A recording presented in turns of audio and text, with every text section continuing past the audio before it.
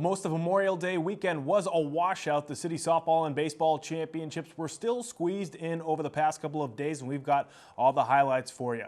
In each game, we saw a rematch of last year's city championship with Latin Academy facing East Boston in softball and Boston English facing Latin Academy in baseball. So let's get right to it. Let's head to the Fens for the girls' softball championship. There you see Latin Academy ace pitcher Sydney McGrath. She had a good one in this one. Bottom of the fourth, Latin Academy already up 10-0 with the big lead. McGrath fields the grounder right there. She had a perfect game through 4 innings. Top of the fifth, still 10-0. Brittany McLaughlin with a runner on slaps a single to left. Lady Dragons pile on the runs from here. Later on in the inning, it's Catherine Coppinger with the RBI single to center. Latin Academy racking up the runs in the 5th inning. Still in the 5th now with 2 runners on. It's Colby Cahill at the dish, and she would drill it right to left field. There, both runners would come in to score for the Latin Academy Lady Dragons. 15 runs in the 5th inning alone. They would go up 25-0. But Sydney McGrath didn't need it. Strikes out the side here in the 5th inning. She finishes with a perfect game. Latin Academy wins 25-0.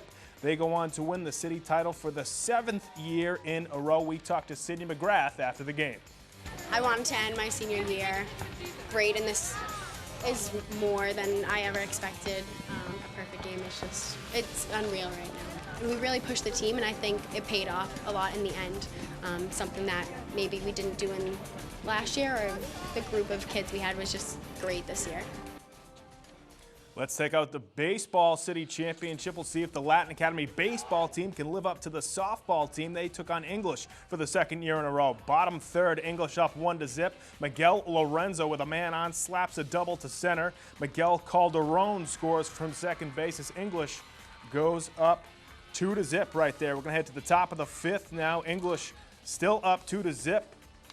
As Mark Gerard with 2 men on jacks this one deep to center field. 3-run homer for Gerard.